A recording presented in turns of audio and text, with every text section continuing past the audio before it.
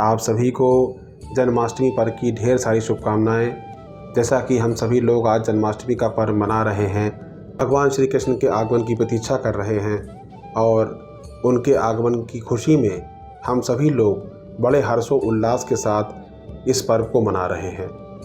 भगवान श्री कृष्ण का आगमन सभी के लिए बहुत ही प्रसन्नता का विषय है और इसको हम बड़े ही धूमधाम के साथ मनाएंगे। कुछ बातें जो कि आज के दिन हम लोगों की ज़रूर करनी चाहिए, क्योंकि भगवान श्री कृष्ण का जन्म क्यों हुआ। भगवान श्री कृष्ण का जन्म प्रकृति के किसी न किसी अव्यवस्था को ठीक करने के लिए ही हुआ है। जैसे भगवान राम का जन्म रावण के वध के लिए हुआ, उसी प्रकार श्री कृष्ण का जन्म कंस के वध के लिए हुआ। जब किसी व्यक्ति विशेष का या कोई भी व्यक्ति विशेष इतनी पावर हासिल कर लेता है, अब वो पावर भी भगवान से ही मिलती है, क्योंकि वो भगवान की इतनी तपस्या करता है, इतनी प्रार्थना करता है, इतना सत्कर्म करता है, और उस सत्कर्म के बल पर भगवान से वो सिद्धि, अब वो वरदान, अब वो चीज़ें प्राप्त कर लेता है और उसके बाद उन्हीं चीज़ों का वो गलत उपयोग करता है। और उस गलत उपयोग को रोकने के लिए भगवान को इस धरती पर आना पड़ता है, क्योंकि उनके और भी भक्त हैं। उनकी रक्षा के लिए भगवान को आना ही पड़ता है, क्योंकि भगवान को अपने सभी भक्त प्रिय हैं। हर साल भाद्रपद मास के कृष्ण पक्ष की अष्टमी तिथि को हम जन्माष्टमी के रूप में मनाते हैं।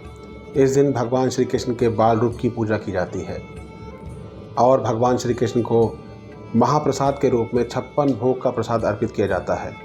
प्रतिवर्ष भाद्रपद मास के कृष्ण पक्ष की अष्टमी तिथि को रात के 12 बजे हम भगवान श्री कृष्ण के आगमन की प्रतीक्षा करते हैं और उनके जन्मोत्सव को बड़ी ही धूमधाम से मनाते हैं। भगवान श्री कृष्ण का जन्मोत्सव हजारों साल से मनाया जा रहा है। भगवान श्री कृष्ण के आगमन के पीछे भी बस अपने भक्तों की ही अच्छाई छुपी थी। जब कंस का अत्याचार बढ़ गया, सारी प्रजा जब उसके अत्याचारों से दुखी हो गई, तब भगवान ने अवतार लिया माता देवकी और बाबा वासुदेव के 8वें पुत्र के रूप में। छोटी सी कथा है, जो द्रौपदी मैया थी वो कंस की बहन थी, लेकिन जो भगवान द्वारा रचित था वो पहले से ही तय था। जब कंस अपने बहन की विदा कर रहा था, उसी समय आकाश से ये आकाशवाणी होती है कि देवकी जी के 8वें पुत्र के द्वारा ही तुम्हारा वध होगा। अब ये सुनकर तो वो हैरान रह गया कि जिस बहन को हम इतना प्यार करते हैं, इतना चाहते हैं, उसी के पुत्र द्वारा मेरा वध हो जाएगा। लेकिन इतना सुनकर ही, क्योंकि उसकी प्रवृत्ति तो देखिए गलत ही थी, वो सबके साथ गलत ही करता था, लेकिन क्योंकि वो उसकी बहन थी तो उसके साथ अच्छा व्यवहार करता रहा होगा। लेकिन जैसे उसने ये सुना कि 8वीं संतान के द्वारा उनका वध होगा, तो उसने अपने तेवर चेंज कर दिए। तुरंत ही उसने वासुदेव जी को और देवकी जी को बंदी बना लिया और कारागार में डलवा दिया। और उनको मारने ही वाला था, तब तक वासुदेव जी ने ये वादा किया कि देखिए, हम अपनी संतान को आपके हवाले कर देंगे और ये हमारा आपसे निवेदन है और आपसे हमारा ये आपको वचन भी है। तो इसको सुनकर कंस शांत हुआ और उसने अपनी बहन देवकी को और वासुदेव जी को कारागार में डलवा दिया। कंस निर्दयी तो था ही, उसने अपने पिता को भी बंदी बना के कैद कर रखा था कारागार में और स्वयं ही राजा बन के बैठ गया था। इसके पश्चात एक एक करके जैसे ही देवकी जी के और वासुदेव जी के संतान होती गई, वो कंस के हवाले करते गए। इस प्रकार समय बीतता गया, 7 संतानें हो गई और 7 संतानों को कंस ने मार दिया। लेकिन जब 8वीं संतान होने की बारी आई, हमारे प्रभु के आगमन की, जिसको हम जन्माष्टमी के रूप में मना रहे हैं, तब तो देखिए कुछ होने वाला था ही नहीं, क्योंकि जब प्रभु आ रहे हैं तो सब कुछ ठीक होना ही है। सारे पहरेदार सो गए, कपाट अपने आप खुल गए और उसके साथ ही भगवान ने देवकी मैया को और वासुदेव जी को दर्शन दिया और बताया कि 8वीं संतान के रूप में हम आपके गर्भ से खुद ही अब जन्म ले रहे हैं और आप जो संतान हो उसको आप गोकुल में नंद बाबा के घर छोड़ आइए और वहाँ से जो योग माया होंगी उनको आप ले आइए। उनके घर पुत्री जन्म, क्योंकि उनके घर पुत्री का जन्म हुआ है और आप अपने पुत्र को उनको देकर उनकी पुत्री वापस ले आइए। तो जैसे ही भगवान का जन्म हुआ, सारे कपाट खुल गए, सारे पहरेदार सो गए, सारी स्थितियाँ सकुशल बनती चली गई और वासुदेव जी एक टोकरी में भगवान श्री कृष्ण को लेकर यमुना जी की ओर बढ़े। स्वयं शेष नाग जी ने छत्र छाया कर ली क्योंकि बहुत ही ख़राब मौसम हो गया था, बारिश, घनघोर बारिश हो रही थी, बिजली चमक रही थी। स्वयं शेष नाग जी भगवान श्री कृष्ण के ऊपर अपनी छत्र छाया किए हुए थे और यमुना जी का वेग इतना बढ़ रहा था कि वासुदेव जी सोच रहे थे पता नहीं क्या बात है कि हम ऐसा ना हो कहीं यमुना जी हमारे ऊपर ही आ जाएं। लेकिन वो तो इसलिए था कि वो टोकरी से भगवान के चरण हल्के से लटक रहे थे और यमुना जी उन चरणों को स्पर्श करना चाह रही थी कि हम कैसे भी उन चरणों को स्पर्श कर लें। तो भगवान ने अपने चरण थोड़े से और आगे बढ़ा दिए ताकि यमुना जी उन चरणों को स्पर्श कर पाएँ और जब चरण स्पर्श कर लिए तो यमुना जी अपने आप शांत हो गई। इस प्रकार वासुदेव जी ने यमुना जी को पार करके और नंद बाबा के घर पहुँचे। वहाँ से उन्होंने योग माया को लिया। योग माया जो थी वो साक्षात दुर्गा का अवतार थी, वो कोई आम बच्ची नहीं थी। वहाँ से उन्होंने योग माया को लिया और श्री कृष्ण जी को वहीं छोड़ दिया। उसके बाद सकुशल वापस कारागार में आ गए। तो द्वारपालों ने देखा, जो सिपाही थे उन्होंने देखा कि भाई 8वें पुत्र के रूप में पुत्र तो नहीं है, तो कन्या है। लेकिन इसकी सूचना उन्होंने कंस को दी।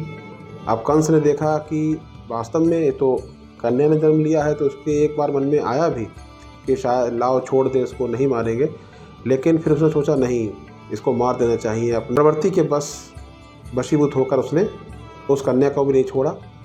देवकी जी ने लाख मना किया कि ये कन्या है, इसको छोड़ दो, ये भांजी है तुम्हारी, लेकिन वो नहीं माना। उसने जैसे उसको पटकना चाहा, कन्या हाथ से निकलकर आकाश में गई और वहाँ से आकाशवाणी होती है कि तुझको मारने वाला पैदा हो चुका है और अब तू बच नहीं पाएगा।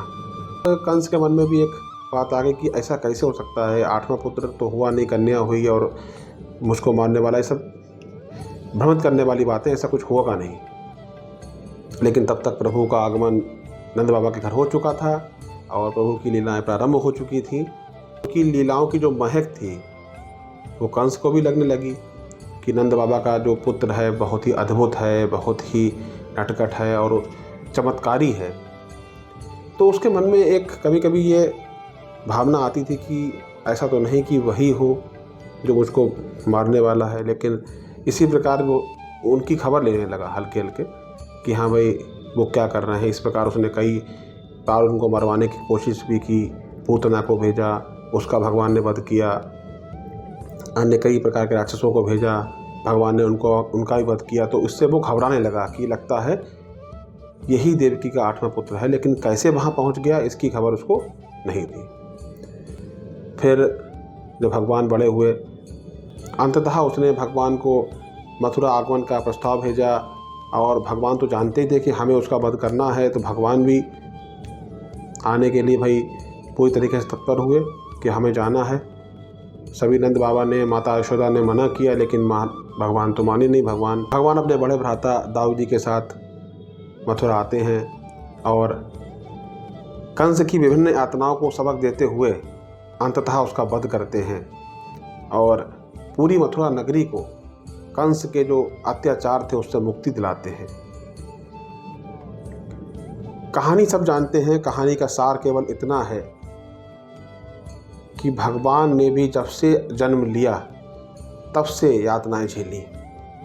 कारागार में जन्म लिया, उसके बाद नंद बाबा के यहाँ चले गए, वहाँ भी विभिन्न प्रकार के राक्षसों से, विभिन्न प्रकार की कंस की यातनाओं को झेला। लेकिन वो तो ईश्वर थे, उन्हें सब मालूम ही था।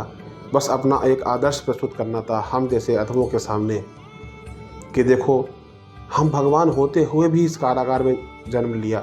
उसके बाद जीवन में विभिन्न यातनाओं को ही झेला, कोई सुख सुविधा उनको प्राप्त नहीं हुई। और हम लोग हैं कि थोड़ी सी असुविधा होती है और घबरा जाते हैं। हम लोग को ऐसा नहीं करना चाहिए। हम लोगों को भगवान के जीवन से बहुत सबक लेना चाहिए।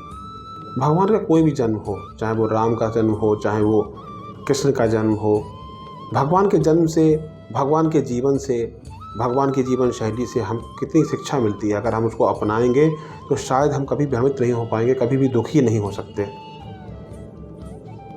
आज जन्माष्टमी का पर्व है, भगवान के आगमन का दिन है। ये वही दिन है जिस दिन भगवान स्वयं इस धरती पर आए थे और आज हमारा ये सौभाग्य है कि हमको ये दिन देखने को मिल रहा है। जन्माष्टमी पर्व को हम बड़ी ही धूमधाम से मनाएंगे। मेरी ओर से आप सभी के परिवार को जन्माष्टमी पर्व की ढेरों मंगल बधाइयाँ। भगवान श्री कृष्ण आप सभी का मंगल करें, सभी के मन में अपनी प्रेम, अपनी भक्ति को जागृत करें।